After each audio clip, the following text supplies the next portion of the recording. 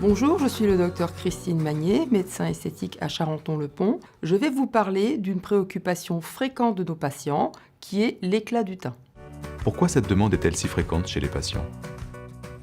Cette demande est fréquente parce qu'avoir un joli teint est synonyme de bonne santé, ce qui est très important dans notre vie sociale et professionnelle, quant au regard des autres et quant à notre comportement.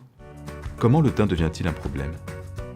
Tout est une question de couleur et de lumière, un joli teint étant lumineux et homogène. Plusieurs facteurs peuvent venir perturber cet équilibre.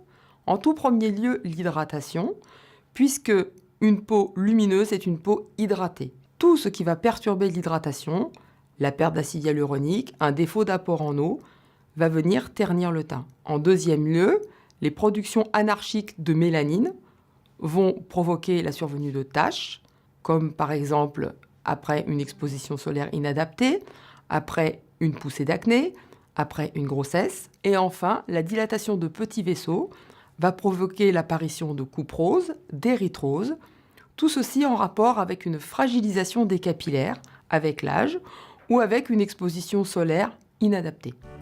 Comment les patients formulent-ils leurs demandes? La demande est toujours à peu près la même.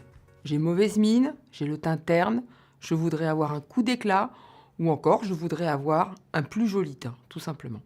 Quels traitements peuvent corriger ces troubles? Deux axes de traitement sont à envisager.